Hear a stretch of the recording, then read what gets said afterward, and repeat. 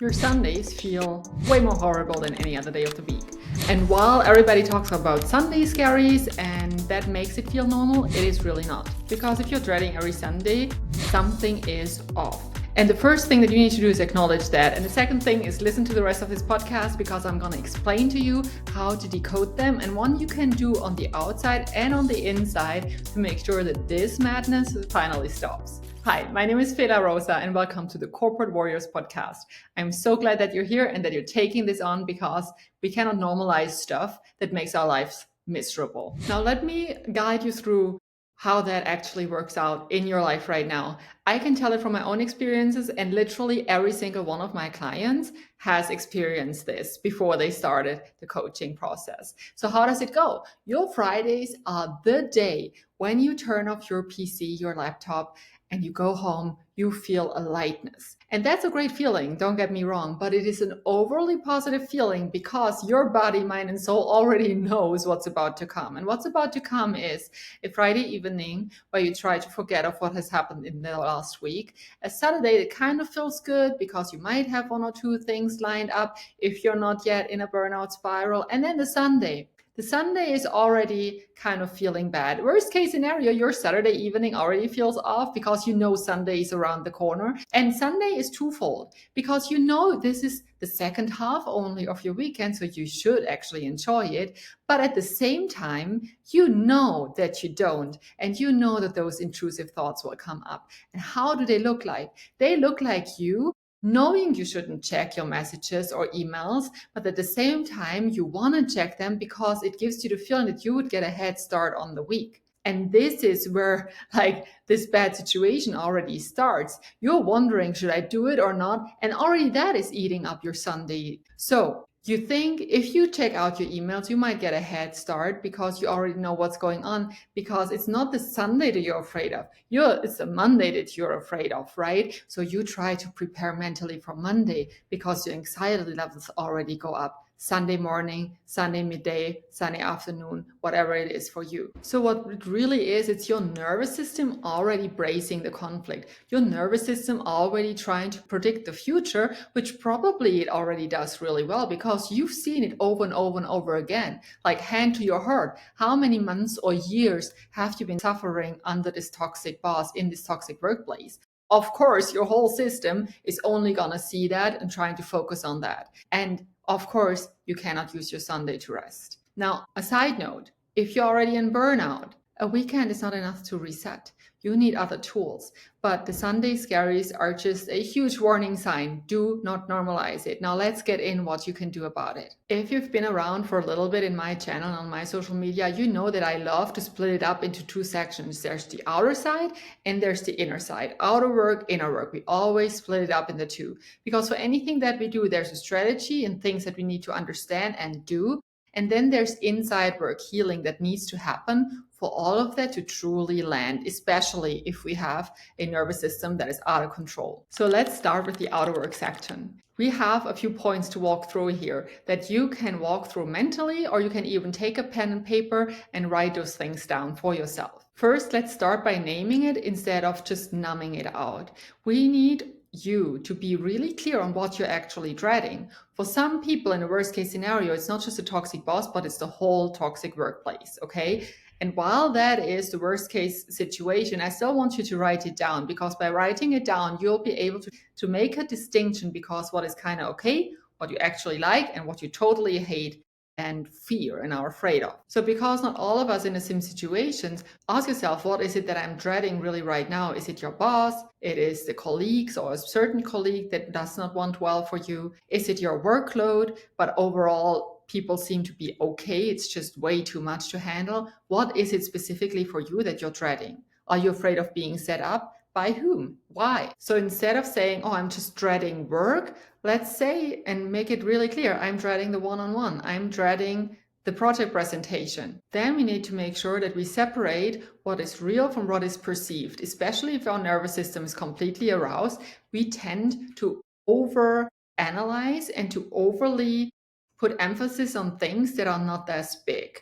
Now, that doesn't mean that your situation isn't horrible. It just means that if you're already in a horrible situation, your nervous system might make it worse for you right now. So we need also here to create more clarity. So let's pick a very concrete example. If you're afraid of a certain presentation, then let's go into that. Are you afraid of the presentation because you couldn't finalize everything? Are you afraid because you didn't really understand what the assignment was about, because it was all very, everything was changing all the time? Or are you afraid of presenting in front of a group? What is it exactly that you're afraid of? Write that down, because then we can also see perhaps you cannot really pinpoint it. So it's really only an inner feeling, an inner thing that we can then tackle through the inner work. Okay, because if it's an outside thing, you might be able to come up with a strategy for that. Whereas if it's an inside thing, there's also strategies, but you need to tackle them differently. Now, once you've figured out what the real thing is that you're afraid of this next Monday, you can come up with a strategy for it. And if it's something where you feel like you could actually prepare for it, why don't you go into your calendar right now and block out on Monday time before the meeting where you can do a deep work session just with yourself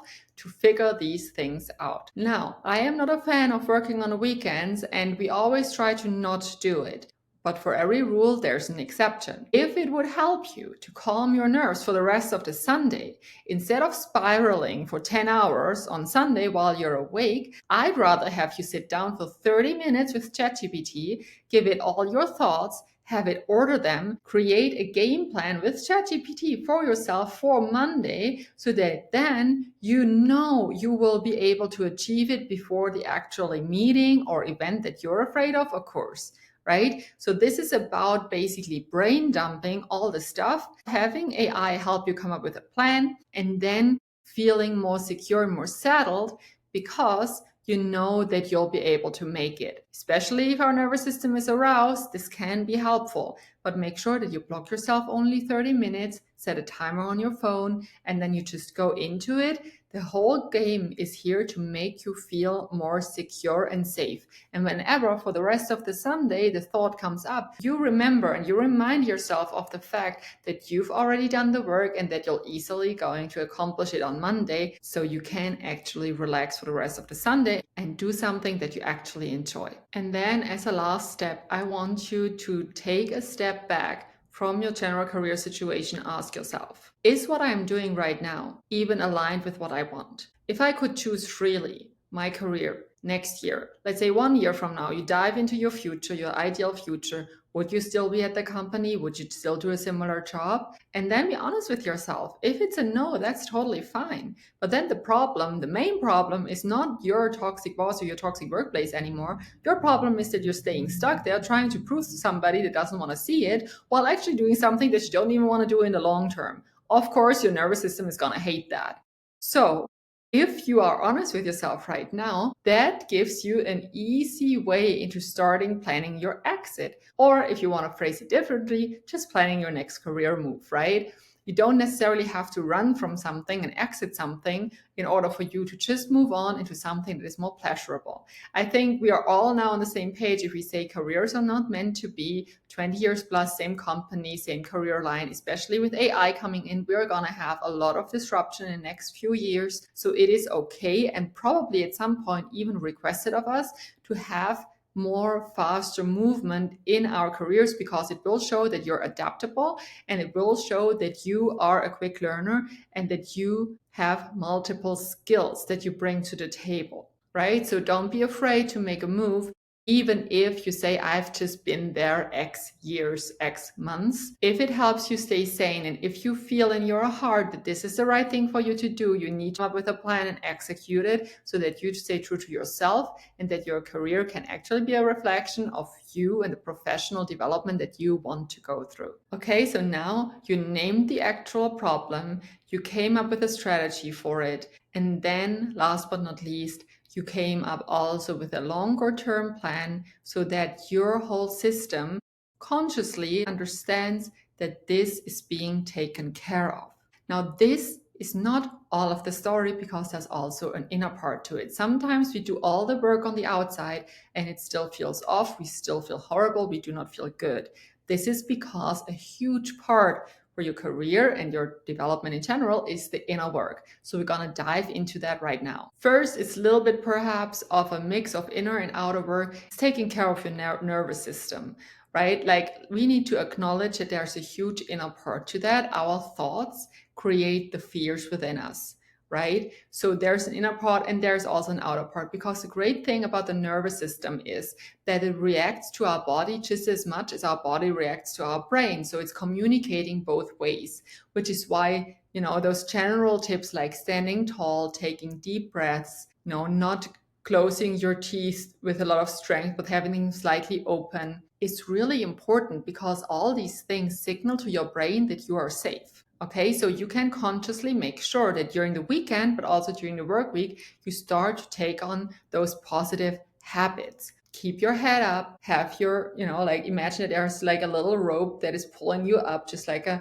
little puppet, but really from the middle, from the center of your head up, and you already sit differently. And then, have a light smile on your face. Breathe into your belly. If you feel you're completely out of alignment right now, just take a deep breath into the nose and feel your belly expand. And then just hold it for a few seconds before you breathe out, and you hold it for a few seconds as well. If you want more structure, you can do that literally by counting to 4. So you breathe in for 4 seconds, you hold for 4 seconds, you breathe out for 4 seconds, and you hold for 4 seconds. This is called box breathing, and it calms your nervous system, even if you still have the same thoughts. So doing that, doing a grounding meditation, doing grounding things in general, walking outside, be in the sunlight, walk on grass barefoot, do all those things. Go hug a tree if you want to. Honestly, I don't care. I hope you don't either. Do all the things that are grounding, because they signal to your nervous system that you are safe. Because even if your job might not be safe, you as a person are safe. And by doing that, you help remembering this. Now, second, take a look at your values. Imagine yourself floating up and not only see your career right now and your toxic boss situation, but see your whole life. What matters really? Like, let's be honest. Your toxic person in your workplace, could even be a colleague, whatever it is. Would you even want to be friends with them? Like, if you are facing and afraid and anxious because you see a horrible person at work every single day, would you, if you quit tomorrow, still want to be friends with them? Or would you want to have nothing to do with them? I bet that it's the second one. You would want to have nothing to do with them. So why do you focus all your energy on them? They don't deserve it. Also, your mental capacity on the weekend. This is about your values that come in now, right? Is your family important to you? Are your friends important to you? Is your sports club important to you? Probably yes. Make sure you meet them. Make sure you write them a message, call them, stay in touch with them, so that your energy shifts toward what you truly want versus what you do not want. And if you're saying now, Fela, but I don't have friends, I don't have family, I have nobody. Okay, do you like animals? Then start working at a shelter during the weekend. Yes, it's additional work, but you'll feel a shift, because now you're doing something that actually matters to you. Now you're actually helping a good cause. You could help also in other, charity associations, things like that. There's even literature out there that shows how it makes you feel better. And it's not less charitable only because you do it in some way, shape, or form to feel better. It's still helping the cause. It's just a win-win. So take a look, go into internet, talk to people. Perhaps there's something that you can do so that your whole system learns, actually, there's something more important out there than this job. The second one is a little mind game as well. Now, why you care so much of the job, there's a reason to it. And if you're a high performer, like most of the people on this channel, you want to prove your self-worth through the recognition that you get at your job. And instead of fighting it, I want you to ask critically, can that be the way to gain self-worth by putting all of it on the outside? Potentially on somebody that doesn't like you and wants to see you fail. Do you think that's a smart idea? And what would you tell your best friend to do if they said, if my boss, who I hate, who's a horrible person, if he gives me a bad review, I feel like I'm nothing. I feel like I'm not worthy of this life, of whatever it is. What would you tell them? Write that down and read it out to yourself. Perhaps a part of you will make click and you have one more part on your side on this journey, working for you, not against you. And then if in that process you feel, actually that's a pattern, I've always done that. It was in school that I always thought if I have good grades, I'm a perfect human. And if I have bad grades, I'm a bad human. Go back, like just think about it. You don't need to take like half an hour for it. Just sit for a second and ask yourself the question, is that something that I've learned early on? Because if so, then this is an old wound that your toxic boss is currently exploiting so that you work overtime all the time, don't say anything, and run behind them to get their approval while they are messing with you. And if that's the case, then just go ahead and write a letter to that younger self as well and tell them what the actual truth is, because we both know that you know better. You just cannot wrap your head around it when you're spiraling, which is why we started with the nervous system first, so that you don't spiral anymore and can do the actual work that will get you out of that situation. Now let's wrap this episode up. The Sunday scaries are not the problem in itself, they're a symptom. So by doing the things that we've just discussed, you figure out what the actual problem is. You can use the symptom for what it is. It's a guide. It helps you to take a look at where you should take a look so that you can actually evolve and move on. And once you start to decode it, once you listen more to podcasts such as this one, by the way, don't forget to subscribe, please, the more you're going to be enabled and you'll show up differently. Not just in your posture, but also in your heart and mindset. And also that will directly affect how you communicate, how you show up, when you will set a boundary versus when you'll do it because you think it's worth it. Okay? And that way you'll regain your power automatically. So if this was helpful for you, please make sure to share the podcast episode with somebody that also is suffering from Sunday scaries regularly, and make sure that you like and subscribe. I'm here rooting for you. See you back next time.